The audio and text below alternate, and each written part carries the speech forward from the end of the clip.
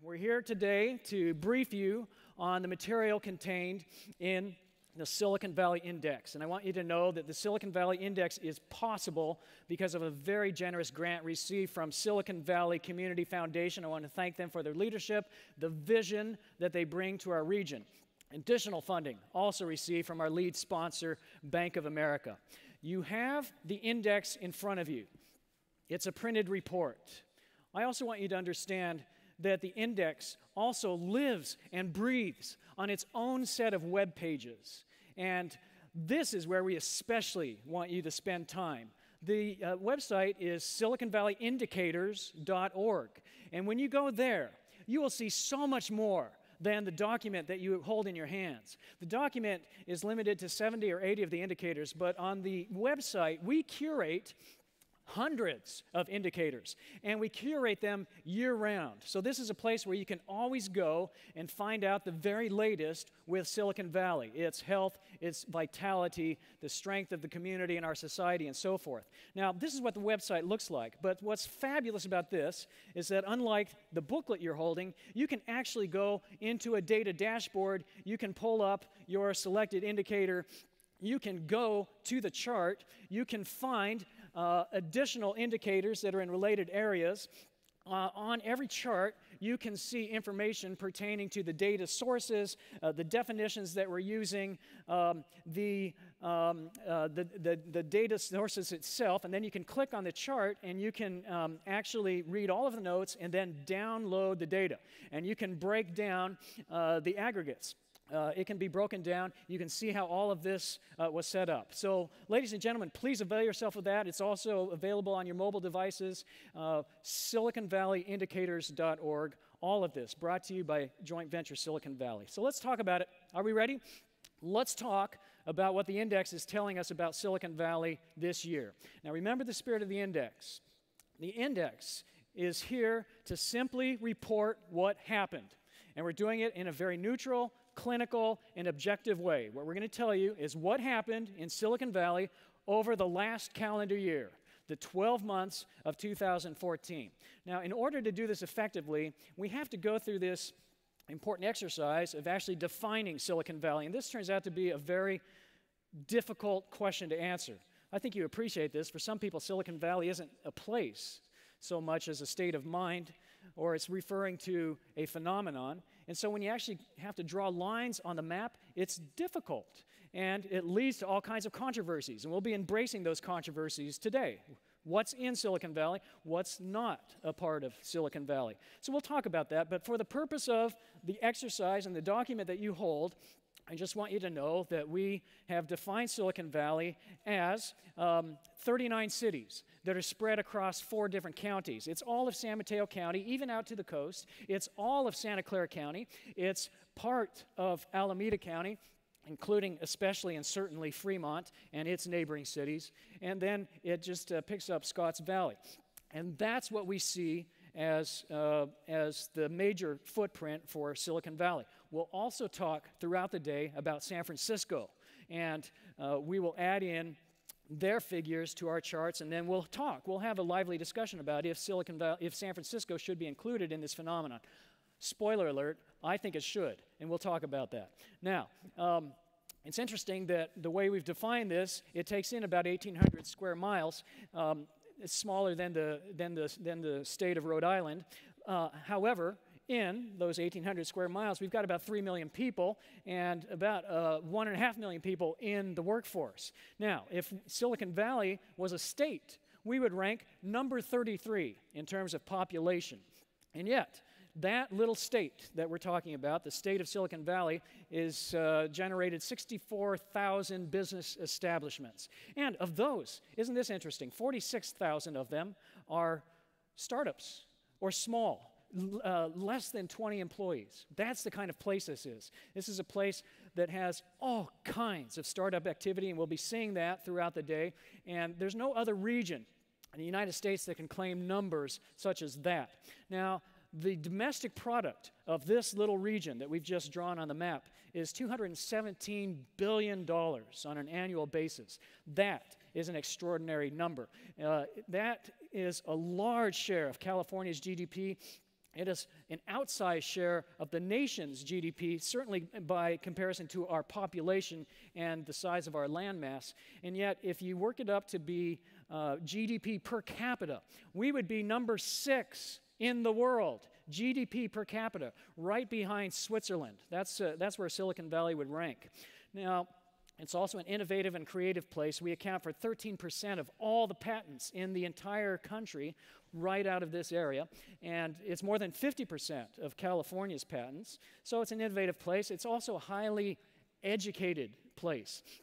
We've looked at this across the nation. 47% of our residents have a college degree. About 25 or 30% have multiple college degrees, including graduate degrees. So it's the most highly educated workforce in the entire country. It's also striking and interesting to point out that we are the most diverse region in the country. Los Angeles and Miami actually have a larger portion of ethnic groups, and yet they are limited largely to one primary ethnicity, and yet in Silicon Valley, we see every ethnicity represented. We are truly a melting pot. It's one of the things that we celebrate about our region. So anyway, 36% of our population born in some other place, speaking another language than English in the home. That's the kind of place that Silicon Valley is. All right, so that puts it in context. Now we're going to talk about that swath of territory, that set of people, and how we're doing. And let's start by talking about how the economy is performing. Well, ladies and gentlemen, it's a hot economy. That's all we can say. This is, in fact, the nation's hottest economy. And here's your headline: a hot economy is getting hotter. That's what's happening here. And so we're going to talk about this. Let's start talking about it in terms of the job growth that our region is experiencing. And 2014 was another extraordinary year of job growth. Let's take a look. So what's striking is that Silicon Valley was the last the last region to, so maybe that was Freudian, was the last region to succumb to the Great Recession in 2008. In fact, we were still creating jobs clear through the fourth quarter of 2008. But then, like the rest of the country, it caught up with us, and 2009 was a very bad year. And then we started our recovery by 2010, and we became the first region in the nation to emerge out of the recession. Then began our steady growth, and it's been steady incremental growth now over a 4-year period, and now we've mounted our 5th year. And the growth is impressive. So that last bar represents 58,000 jobs. That's how many new jobs were added to Silicon Valley's economy in the year 2014. That's an amazing number. We haven't seen numbers that high since the .com, specifically since the year 2000. Now, if you add in San Francisco's jobs, that would be another 18,000 jobs that were added to this economy in the city. If you add in the rest of the East Bay, including Oakland, then that would be another 18,000 jobs right there. And by the way, Oakland, here's a tip. Oakland is happening. Oakland is really going to start happening. That's where you're going to start seeing more startup activity, more economic growth and development.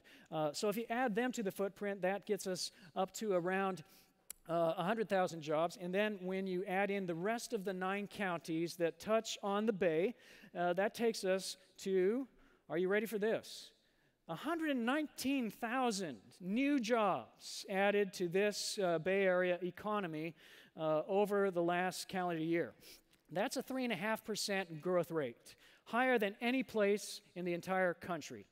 Silicon Valley, specifically defined, is a 4.1% growth rate. Silicon Valley growing faster than the Bay Area. But on the whole, that's how we're growing, 119,000. So remember, we've never seen a number like that except for 1 year, and that was the year 2000. And that was the year that it all came crashing down. Remember, in 2000, the .com, all of that craziness, is embarrassing, frankly, to look back on it now.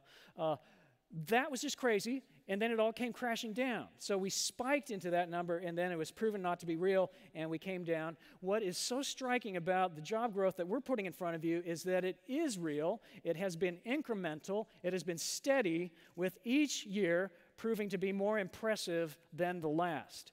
So, very striking. The question, of course, on your mind is what's driving it? What's behind all of this growth? Now, I think there's a general theory out there that is tech, that tech is what drives this economy. And the statement is true, it does. But you may be fascinated to learn that actually our economy is growing across the board.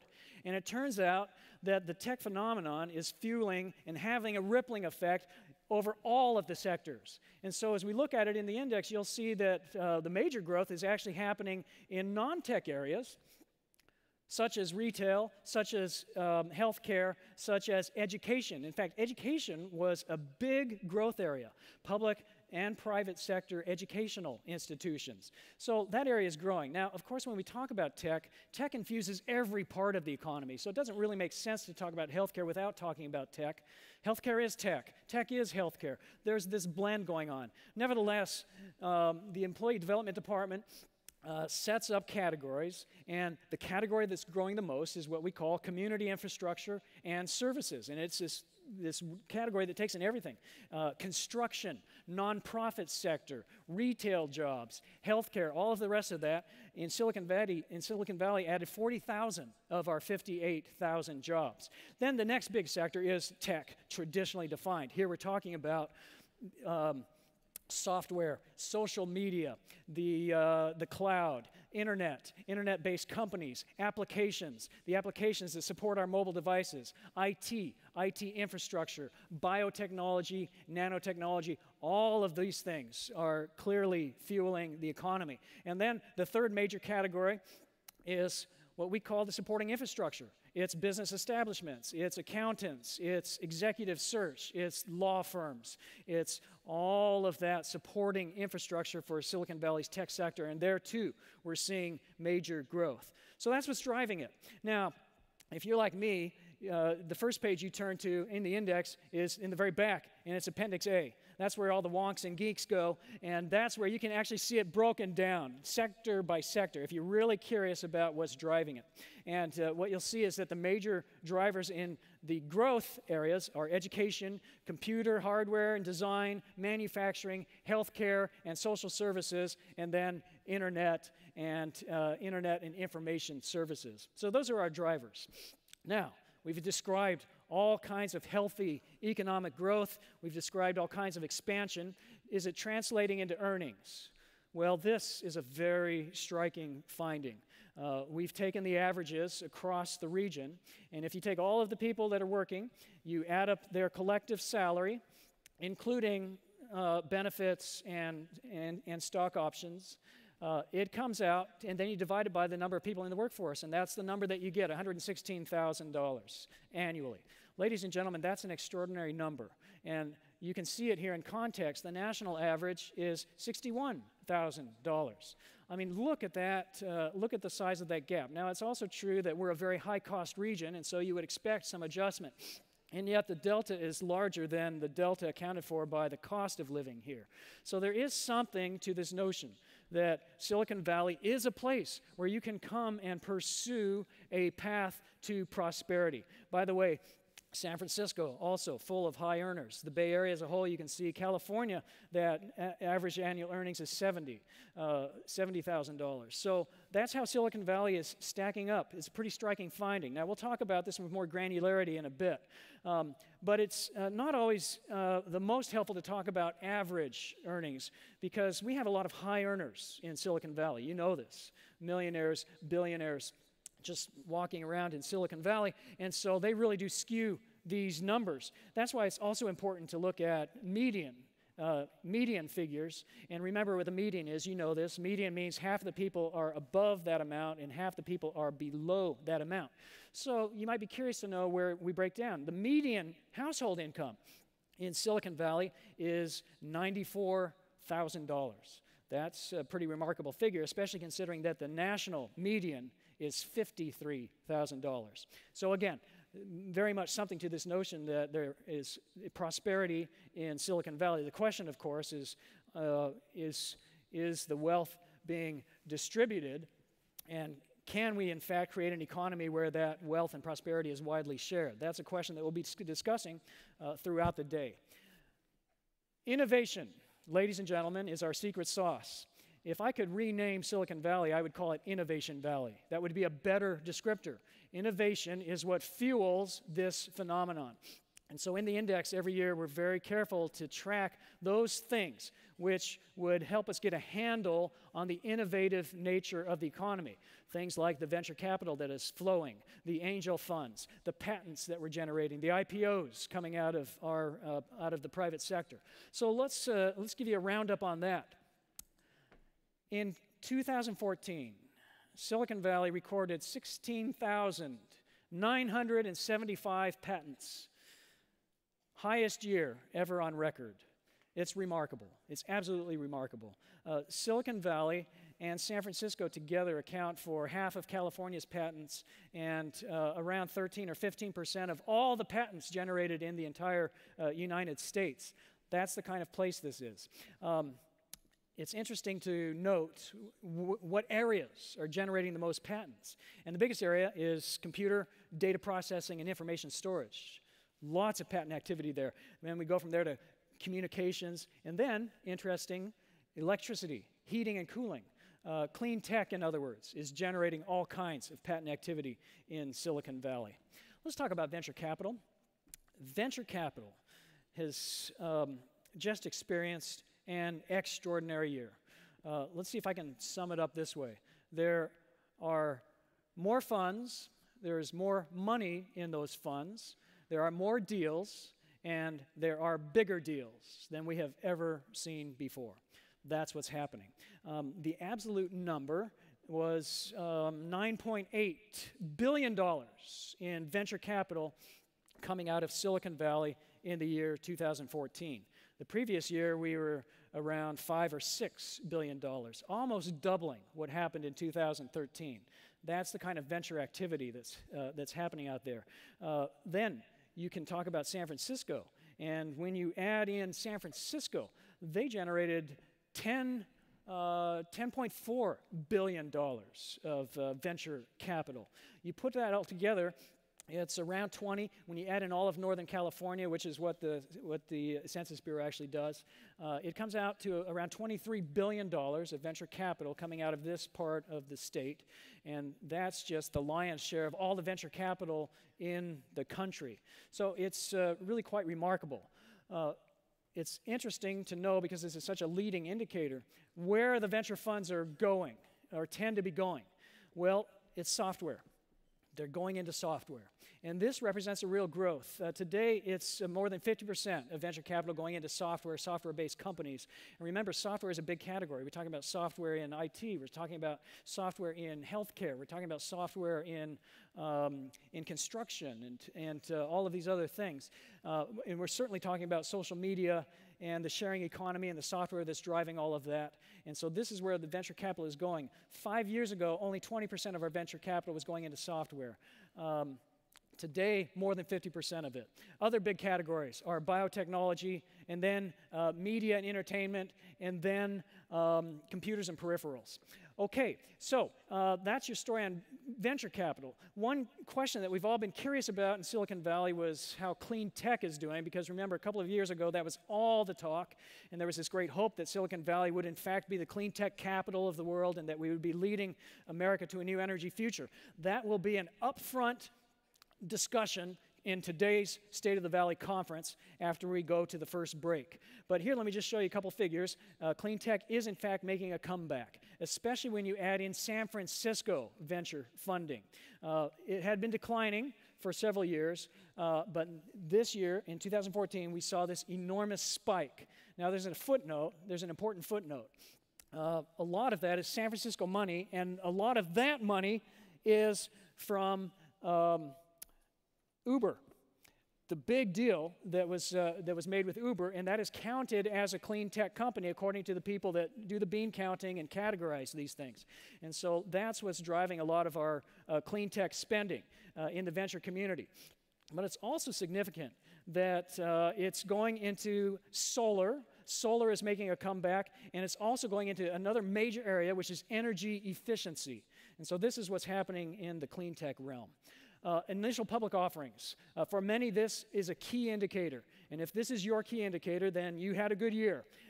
23 IPOs coming out of Silicon Valley in the year 2014.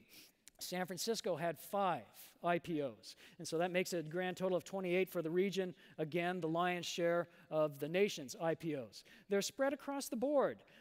They're in areas such as healthcare, such as software, such as clean tech, and they're also in some miscellaneous areas, including even an airline, Virgin America, and a hardware company, GoPro, which is making those very cool cameras. So that's what's happening with the IPOs. We had 20 last year, 23 this year, and so that number is moving northward the way we like to see it. Here's the 5 that you had coming out of San Francisco, including one that was very high profile, Lending Club.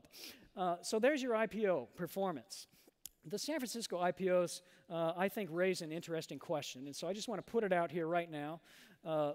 People are wondering if San Francisco is a part of Silicon Valley or if it is a separate microeconomy unto itself. And there are many ways to think about this. We'll just give you our take. Our take is that Silicon Valley is not so much a place, but that it is a phenomenon. It is a phenomenon that references everything that I was just describing for you. Investments, technology, innovation, entrepreneurship. Clearly, this phenomenon is spreading. It used to be located in the south part of the bay. Over the years, we've seen it move to the east part of the bay. We've seen it move up the peninsula. And now we've seen San Francisco, that city to the north, embrace this phenomenon, and it's true enough.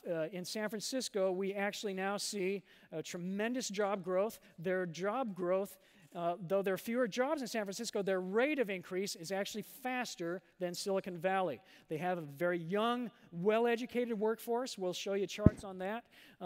Their number of patents last year was 2,000 patents. But again, their pace is accelerating, and then there is a thriving startup community in San Francisco. There are more startups today in San Francisco than there are in Silicon Valley. 8,000 and change in San Francisco, 7,000 and change. These are brand new startups down here in Silicon Valley. And then there's all of this venture capital happening in San Francisco. Now, if you put San Francisco and Silicon Valley together, and I suggest that we see ourselves as a single unified economy, then this is what we're talking about. $20 billion in venture capital, nearly $3 billion in angel investments. That's how many startups taken all together, and together these two regions have generated 76,000 new jobs. By the way, the venture figures are catching everybody's attention, and well, they should. It's interesting to note that the reason it's so high is actually because of 3 deals, maybe 4: Uber, Box, and Dropbox, and I guess I'm blanking on the third. But anyway, those 3 deals, all 3 of them, taken separately, are actually bigger than some companies' amount in their IPO. That's how big the deals were. The Uber deal was $2.4 billion. Remarkable, truly remarkable. Okay, so now comes a question. Is this a bubble? This is the question on everybody's mind. Is this a bubble? Is it all going to come crashing down on us? I'm going to answer the question very briefly. Our sense, ladies and gentlemen, is that it's not. What we've seen is sustainable, incremental growth. What we're seeing is that venture capitalists are actually more judicious than they have ever been. This is not like the year 2000 where they're just tripping over themselves to give money to 14-year-olds who've written ideas on a napkin. It's never been more difficult to qualify for that A-round financing. Also, as we size this up, we're looking at very established companies that have taken years to assemble a customer base such as they have. And so we don't see this in any way as a bubble. Also, what is so striking is that our other bubbles, when we experienced crashes, it was because we tended to be focused on a single industry or a single sector, semiconductors or software or the internet. But today our portfolio is so diverse. It goes into biotechnology and nanotechnology and clean tech, IT infrastructure. All of these areas are fueling this phenomenon. And so to us, it just doesn't feel like a bubble. Now, my time is short, so I actually have to start talking even faster. What's not to like in this economy? Well, let me tell you about some troubling things that we need to grapple with as a community, even though we're experiencing prodigious growth. One would be the strange disappearance of the middle class. So have a look at it. Every year, we see the middle class losing ground by a couple of percentage points, and it just keeps happening. There is something different about this economy. We used to be an economy that generated those mid-range professions. No longer the case. The jobs that we're creating are at the high end, and we're proliferating those. We're also creating jobs at the low end. Those jobs in the service sector are stagnant. When you adjust for inflation, their wages are not increasing. So this is something we have to grapple with. Housing is out of reach for far too many. There are the median home prices. $850,000 is the median home price in San Mateo County. In Silicon Valley, 30% of our homeowners are burdened. By burdened, we mean that they're spending more than 35% of their income. That's a federal definition. They're spending more than 35% on their housing. Rent is also increasing. The average rent in Silicon Valley is $2,300. 40% of renters are officially burdened. This is the kind of place that we're talking about. Affordability. Actually, about 66% of first-time home buyers cannot qualify for the median price home. So this is a kind of brutalizing place this is. And guess what? Maybe this will surprise you, but 1 out of 3 young adults are living at home with their parents. How many have somebody living at home with them? Young adult living at home with them. I'm seeing hands fly out there. I've got one. That's the kind of place Silicon Valley has become. This was startling to us. We didn't see this coming, but the federally defined poverty level means that you need assistance to eat, let alone shelter. And we have 7% of our population living in poverty as the federal government defines it. We have another 21% who require some form of assistance to meet self-sufficiency standards. So basically a third of the people living in Silicon Valley aren't making it on their own. They require some form of assistance. By the way, we'll be releasing 2 briefs on this in March and April, one on poverty, one on income inequality in the Bay Area. This was also a very surprising finding. We didn't see this coming, and so let the discussion begin. We found a gender disparity. Who knew? We didn't expect this in Silicon Valley of all places. But if you take all of the men in Silicon Valley who have a bachelor's degree and you determine their median income, it's $90,000, okay? If you're a man, a bachelor's degree, your median is $90,000.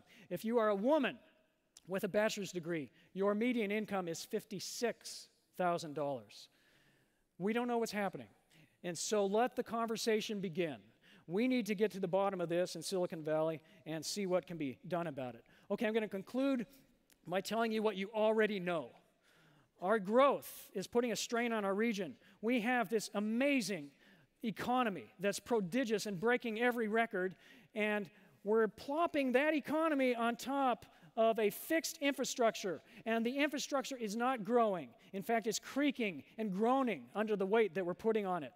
And so our commute patterns continue to grow. There are more people than ever before who are working in one county but living in another. Every day, more than 100,000 people, for example, leave San Francisco to come to Silicon Valley jobs. Every day, more than 100,000 people leave Silicon Valley to go up to San Francisco jobs. It's kind of crazy if you think about it, but this is what's happening. Now, Caltrain and BART and VTA's express buses have experienced significant growth in their ridership, and they're scrambling to provide more service, but it's clearly not going to be enough. And if you think the highways are congested now, you haven't seen anything yet. So one of the most important things we have to be doing as a region is grapple with how we can keep up with our infrastructure needs. I'm going to close on this because we really are out of time for my portion. But this just illustrates the magnitude of the problem. In Silicon Valley, we approved 12 million square feet for new commercial development in the coming year. So you're going to see all kinds of cranes out there. There's going to be all kinds of construction going on. That's very exciting. But here's what's so striking. Of those 12 million square feet that were approved, 9 million of them are not located near any transit alternatives. And so all of this is going to be continuing to fuel the congestion that you're seeing out on the roadways. Okay, we are actually going to conclude my remarks there.